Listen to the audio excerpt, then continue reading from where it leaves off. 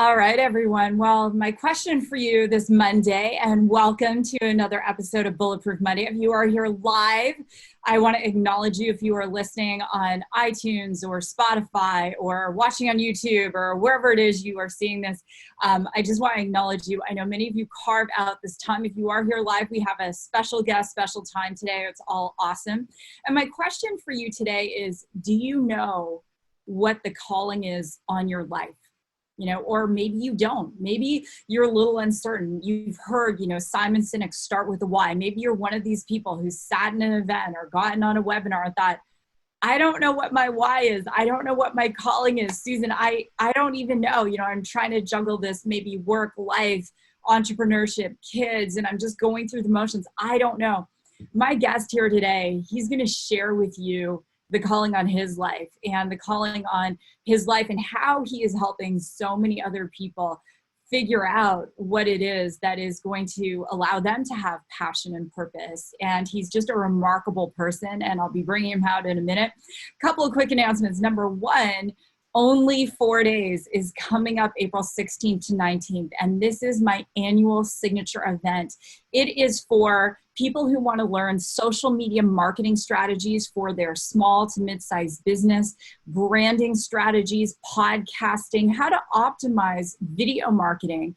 And you're going to learn about sales and business strategy and team building.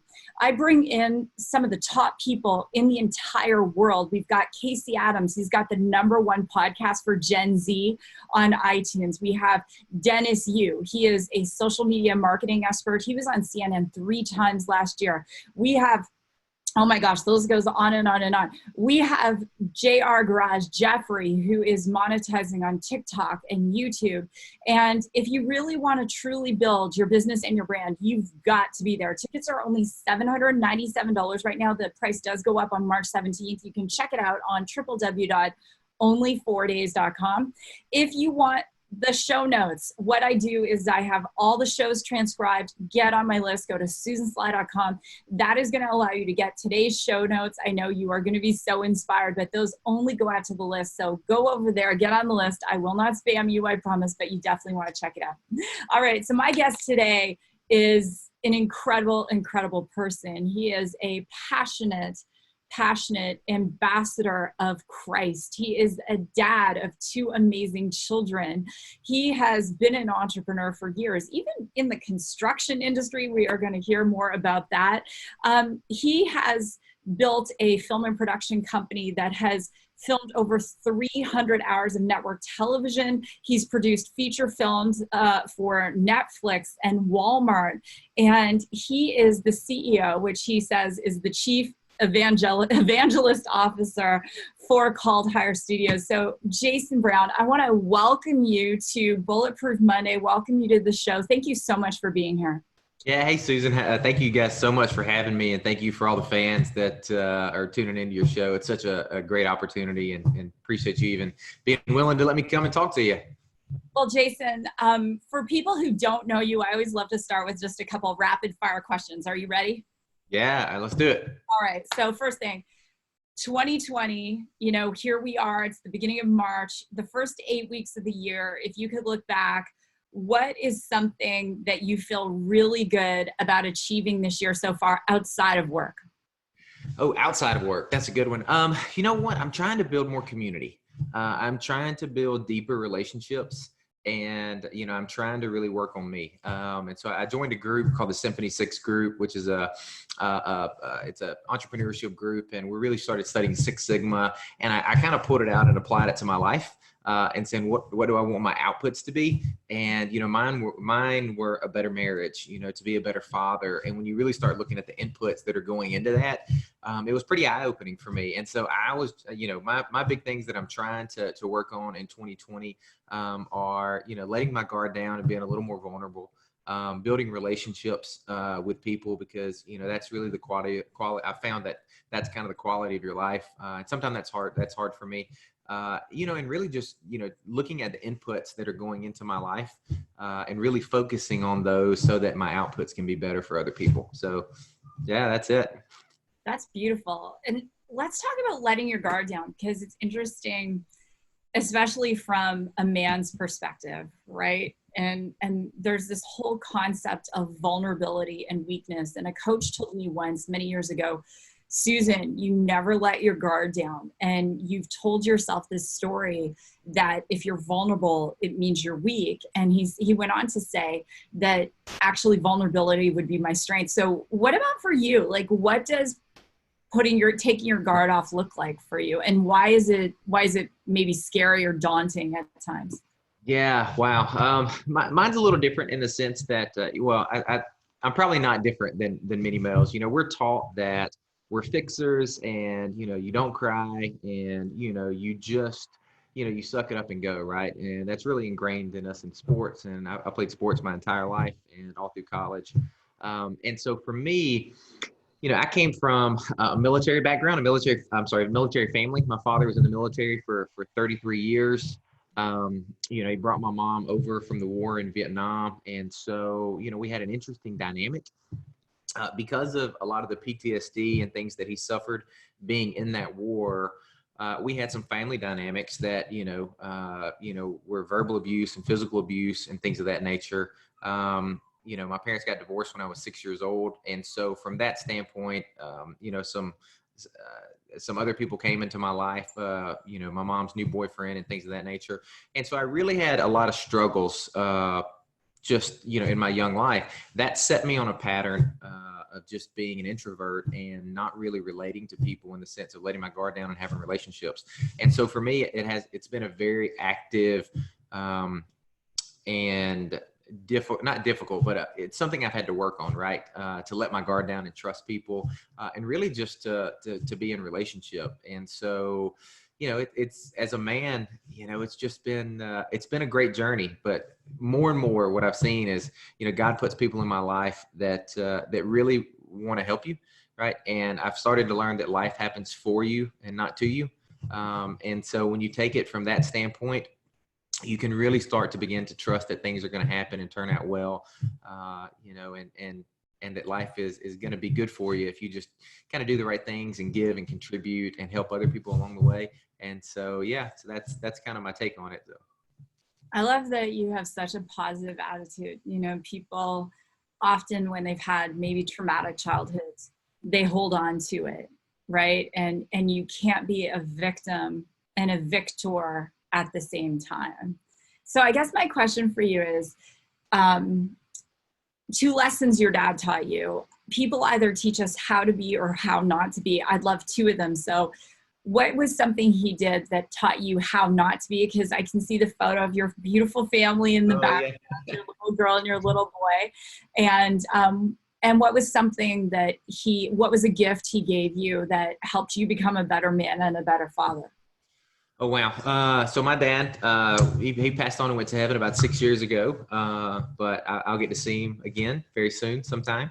But 2 things that he passed on to me. I remember my dad got to be in the room with a lot of people. He very, very high up people, either in the government or, in the Department of Security, things of that nature. And so one of the things that he always taught me is, Jason, everybody out there puts their pants on the same as you. You belong in every room. You belong in any relationship or any situation that you want to be in. And so what he was really saying was, you're good enough, right? That other people may be out there, but never feel like you don't belong at the table. Never feel like you don't have something to contribute. And so I think that really instilled in me something that said, okay, I can go out and conquer the world. He instilled me with confidence. And I think one of the things that he gave me that I still pass on to my kids today is my dad never missed an opportunity to give me the biggest bear hugs in the world. And he was a big military guy and just huge. But that, what's funny is that's what I miss today. I miss, getting hugs from that man simply because, it wasn't a pansy hug. I mean, he would grab you up and give you a hug because, he loved you, right? And he knew, I think coming from his background and being in the war, I think he knew that life was very precious and that if you had a moment, you better live in it and take advantage of it. Yeah, that's beautiful. I mean, at the end of the day, I heard once, and I can't remember who said it, but the only difference between all of us is really 1/18 of an inch, and that's our skin color. Other than, gender, but our skin color, it's 1/18 of an inch. And so often, I love what your father said. Everyone puts their pants on the same way, or whatever they're wearing. we all get dressed. We all go out there in the world, and I think fundamentally, one of the things I love that you're doing, we'll get to that in a moment, with Called Higher, is bringing people together in different ways, not just from the vantage point of viewing the works that are coming out of the studio, but also the ability to create that community. I want to ask you, so many people who watch the show or listen, they're either in one of a couple camps. One, they are full-blown entrepreneurs, so they might be a small business owner, a solopreneur. The show goes all over the world, I think 95 countries. We have people who are doctors who, run their own practices. We have people who are, selling stuff online. We have all sorts of different people. And then there are people who watch and listen who are working, but they're thinking of becoming an entrepreneur, or they're working and they have a side hustle. Jason, when did you catch the entrepreneurial spirit? And when did you know that was a moment for you that you just said, there's no going back, right? Yeah, absolutely. Well, first off, if they're listening, if they're in either one of those camps and they're listening to this podcast and they found your website, then they're in good company, and they still need to keep listening to you. So for me, wow, see, I came from a family of entrepreneurs. So to give you an example, so when my mother came over from Vietnam, she was 17 years old and she did not know any English. So she came here when she was 17. A few years later, my parents got divorced. My mom actually started selling jewelry out of the back of her car. And so she would buy a gold chain. She would go and sell it to someone, but she wouldn't let you actually buy it. She would talk you into putting it on layaway so she could sell that same gold chain over and over and over again. And then when somebody took it off layaway, she would drive to Atlanta, pick up one just like it, and then, bring it back to them. And so that's how she provided for our family. And so she was a hustler. She worked her butt off, and, she provided for her family. And so, I realize now that I have that same DNA inside of me. And so, from that standpoint, my brother became an entrepreneur. My sister runs my mom's company now. And I think it was just something that was kind of instilled in me. For the exact moment that I knew that I wanted to be an entrepreneur, wow, there's so many. I don't know. I think every job, I probably knew every time I clocked in, right? Every time I actually had to clock in and clock out on a time card, I think there was something in the back of my head that said, this isn't part of it. But I think it was when I hired my first employee. When you hire your first employee, there's something special about that, in the sense that you feel like you've created something, right? And, for my faith, I believe that, God was a creator and we were created in his image. And so I feel like I'm made to create. And so to be able to create a job for someone, that really stuck with me. And I think that's when it kind of lit me on fire to say, okay, we can kind of build a community and create jobs and, and go and build something pretty special. So, there's 1,000 moments that light me up every day about being an entrepreneur, but I think that's probably one of the best ones.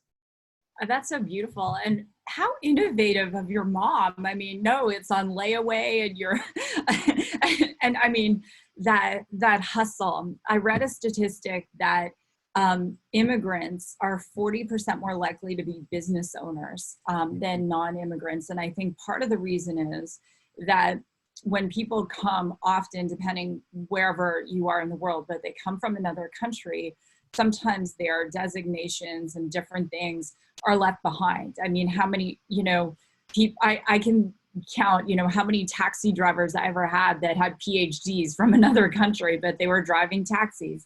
And growing up in a family of entrepreneurs like you, my dad and my grandma ran this Chinese restaurant. My grandmother taught me how to trade stocks when I was a little kid.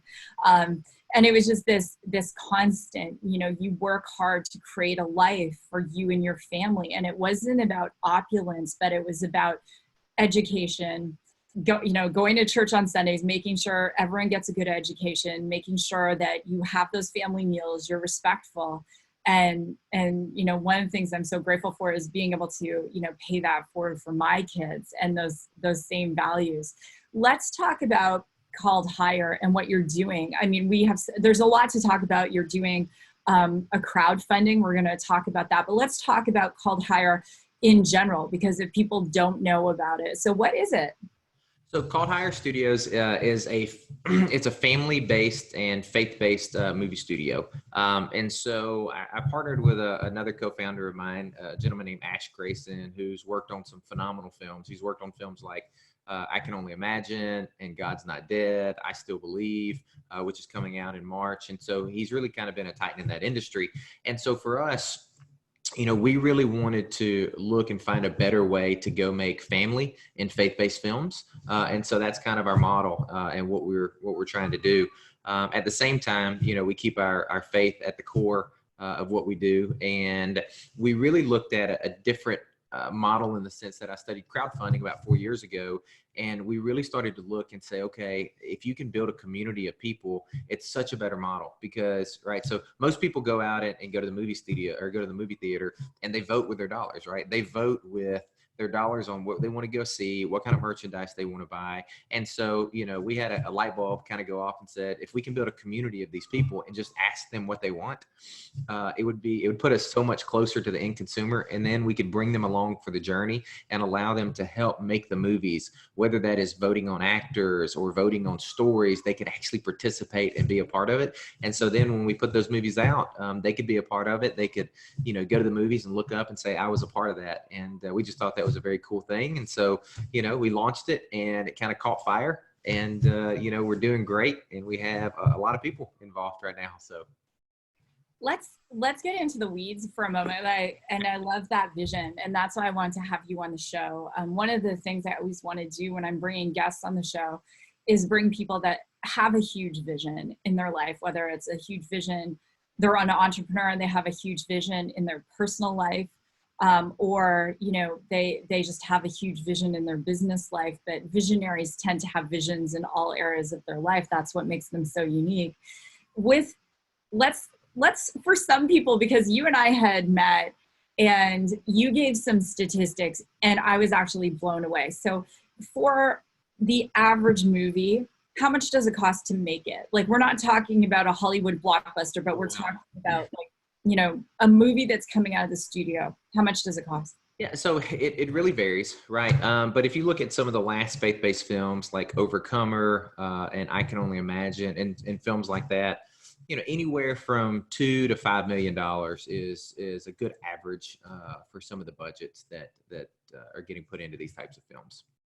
So 2 to 5 million, and then is every movie like an instant success, or do you find that some movies require more marketing than other movies? Yeah. So what's interesting is, most movies, there's a lot of independent filmmakers out there who are making films, and, they just don't have either the budget or the relationships to get distribution. And so a lot of those great films never get seen. And so something that I learned 10 years ago when I made my first movie was, it doesn't matter how great your movie is, if you don't have the second leg of the stool in place from a marketing standpoint, your movie's not going to get seen. And so what people don't realize is, even in the faith-based and family world, a movie may cost $2 or $3 million to make, right? But then a lot of times they will put another $3 or $4 or $5 or $6 million in advertising just to drive the distribution and the awareness of that film. And so, I would recommend to anyone who's out there making movies, unless you have the marketing money set up post for your, after you make the film, I wouldn't even begin to start making, the film without understanding the entire plan from A to Z. So. And how we met, and many, shouts out of love to Dennis Yu, because we were having this conversation as marketers, like Dennis and I and Mark, and going, how can we help Jason market these movies, and looking at it from micro influencers or targeted advertising. So it's not the kind of $3 to $4 million spend, but spending strategically and knowing that like attracts like. So being able to do some creative things, like take everyone who's crowdfunded and then advertise all the movies to their friends, right? So suddenly you might have like 500 people, but then by the time you add their friends and so on, you have a whole audience of like-minded people. And so that's something we're working on in the background with Jason. But I think I have a friend, Jason, who made a movie, and she has been leaving her kids, going to film festival after film festival after film festival. And, 2 years later, the movie has not been picked up by a major studio. And she had people invested in the movie. She and her husband invested a lot in the movie. And I'm praying for her every day that someone's going to pick it up. But to your point, and I love that you said that, there are a lot of amazing movies out there that just aren't marketed properly. It's the same with books. It's the same with people. There are a lot of beautiful pastors out there and speakers out there, but they don't know how to market themselves. And it's sad. And I know that's one of my purposes that God put on my heart, is really to help people get their message out to the world, right? Let me ask you, you decided to do crowdfunding. Now, traditional funding, I'll just disclaim this so people understand or delineate. So traditional funding would be someone has to be a qualified investor. So in the United States, they would have to have $1 million in assets outside of their home, or a personal income of $250,000 a year. There are all these key metrics. Crowdfunding in the last several years has taken on, just this whole life of its own, because people, who don't have those levels of income or assets can invest. And you, with your connections and Ash's connections, you could have gone and said, yeah, we want people to write, $250,000 checks, but you didn't. So can you talk about that? Yeah, absolutely. So I read an article in 2016 by a guy named Ethan Mollick, and it was in the Harvard Business Review. And in that article, he talked about the power of crowdfunding is not the money. The power of crowdfunding and the benefit of crowdfunding is the community. And so that really made an impact on me. We could have absolutely went and raised money outside of crowdfunding, and we probably could have done it a lot easier with less regulatory oversight from the Securities and Exchange Commission, and probably a lot cheaper, to be honest with you. But what we would not have had was thousands upon thousands of passionate fans that we could communicate with and that we could do it together with. And so that is 100%, 199%. The reason that we chose crowdfunding was 100% behind the community.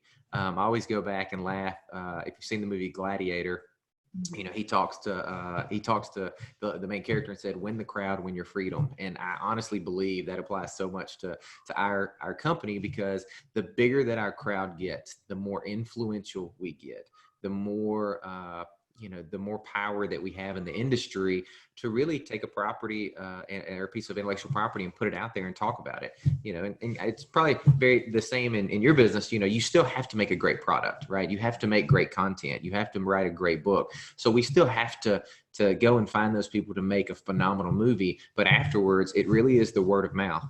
And so there's no better way that we know to do word of mouth than to tell 20,000 of your family and friends, right, who's your community, and then let them go tell 10 people who are in their community. And so that's why we chose crowdfunding to do it, just because we kind of wanted to do it together as a family, and so it's made it pretty fun so far.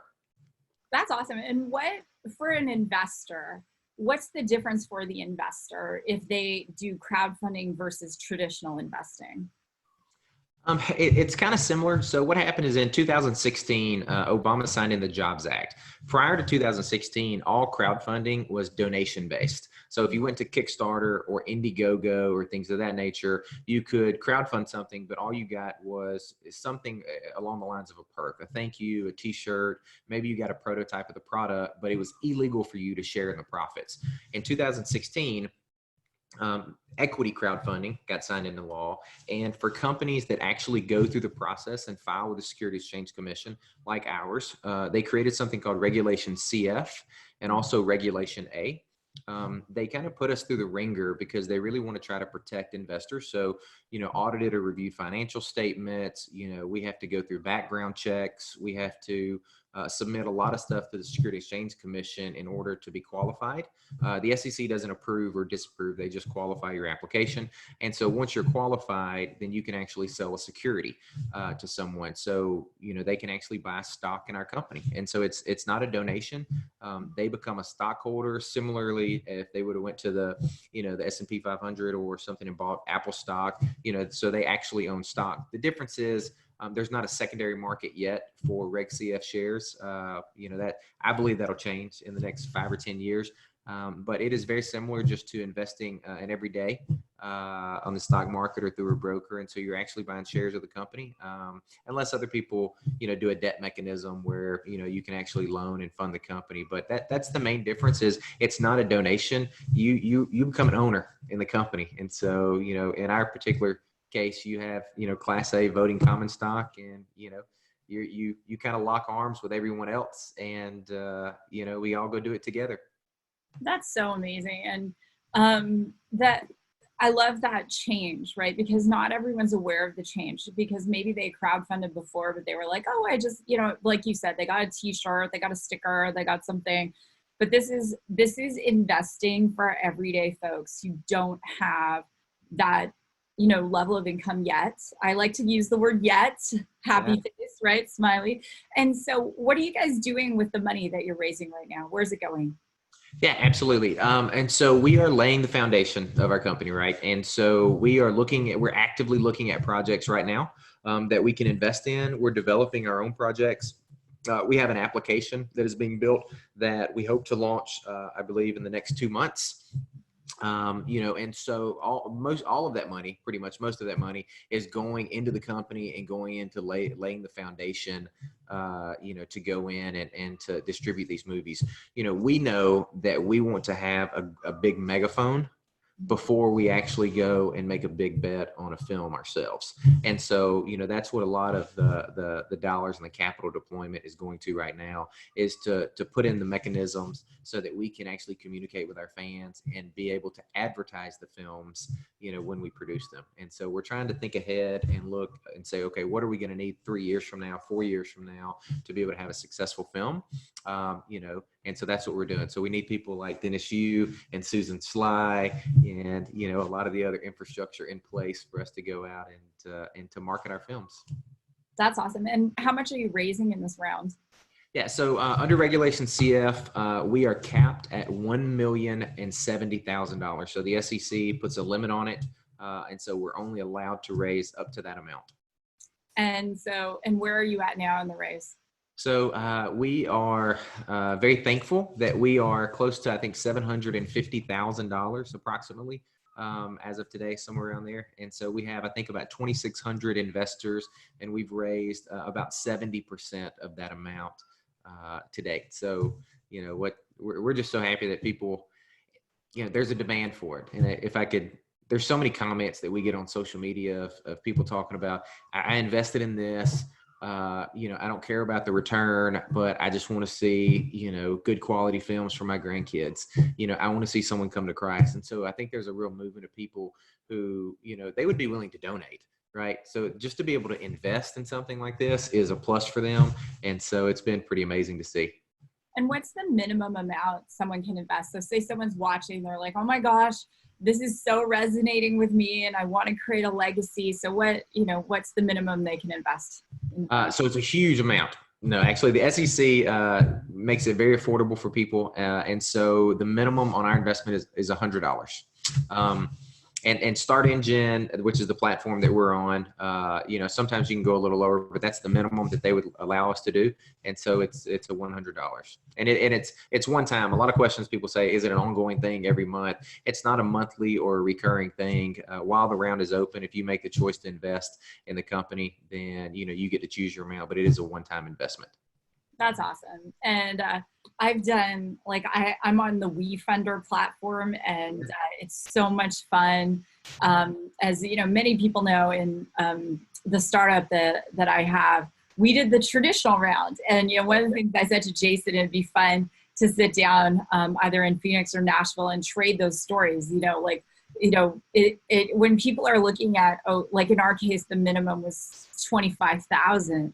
And it's a different conversation versus saying, hey, but we're raising, a lot more money as well, right?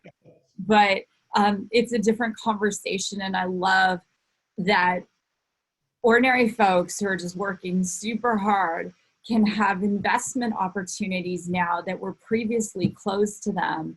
And so I have some WeFunder things I threw in like $250 or $500. And it's so fun when the company hits their raise amount, you get they notify you and, we did it. And it's amazing. And Jason, I'm so excited for you. So if someone wants to invest, where do they go? Yeah, so there's a couple different ways to get to the Start Engine page. So you can either visit Start Engine, which is START Engine, ENGINE, I think. And then when you search through the companies, you will find our company called Hire Studios, or you can just Google called Hire Studios, either our Start Engine link or our website, calledhirestudios.com. Will pop up, and if you make it to our website, there's a little button on the right-hand corner that says Invest. If you click that, it'll take you right to the Start Engine page, where you can find out everything about our company and everything that the SEC requires us to give to you guys, like a Form C and all the disclosures and videos and marketing stuff, and you can learn all about us and everything that we've done. So. That's awesome. Yeah, we'll get that link out. I want to ask you final questions. We started with this notion of your calling, and you've spoken about the first employee you hired. You just knew you wanted to change lives.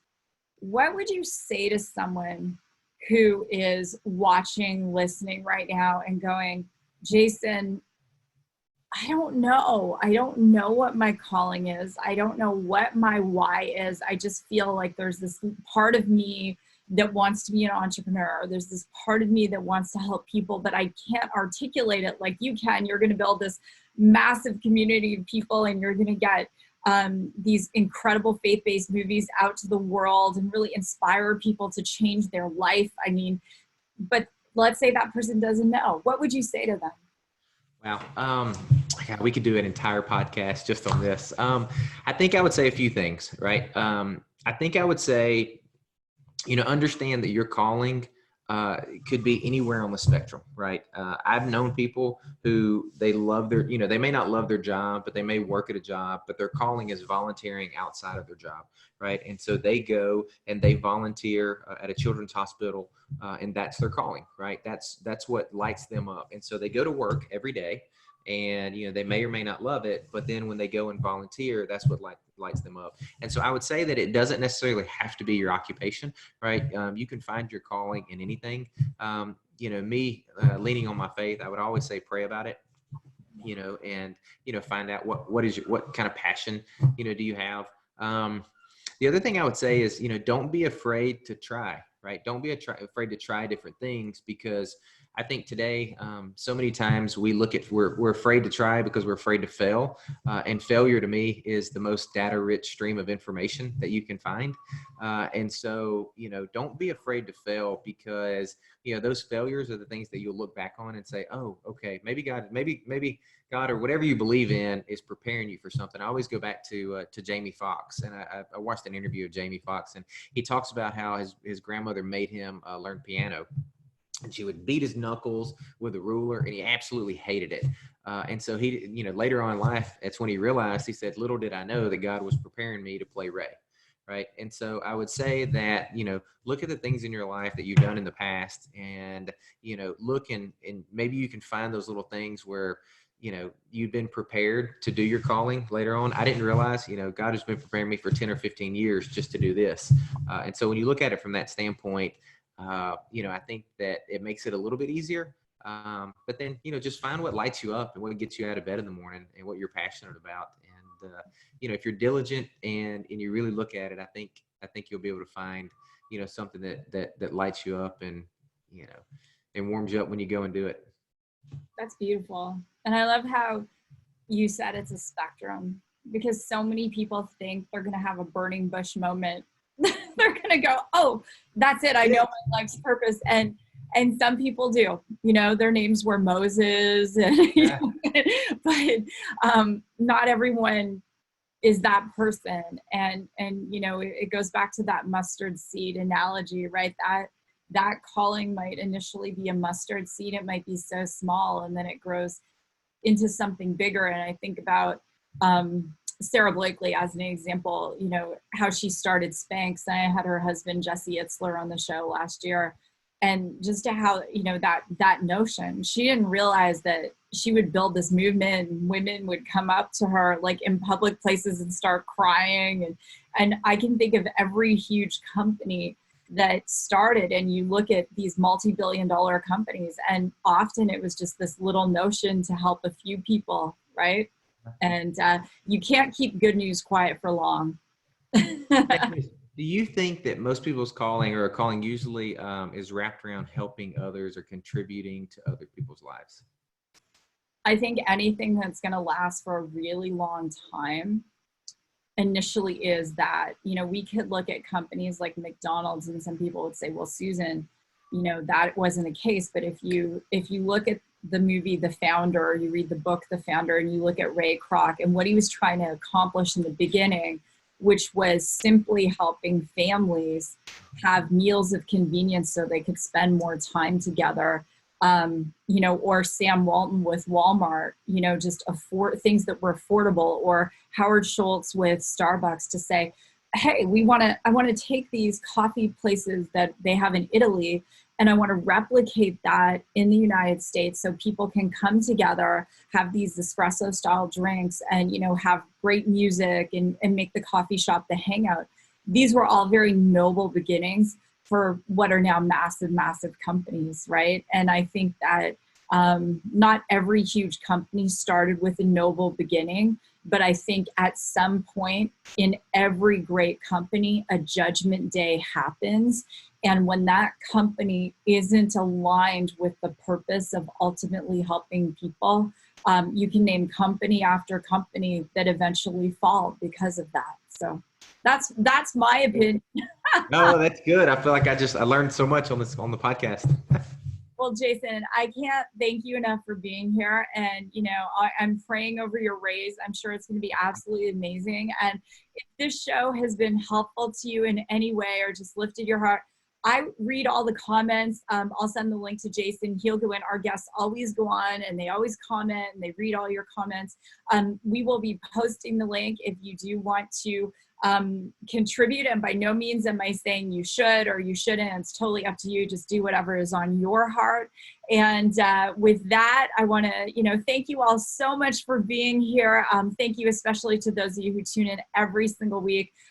This show is my mission. It's just serving all of you and giving you hope, upliftment, and skills and tools to go out there and do great things in the world. So thank you all for being here. Thank you, Jason. It's been amazing to have you.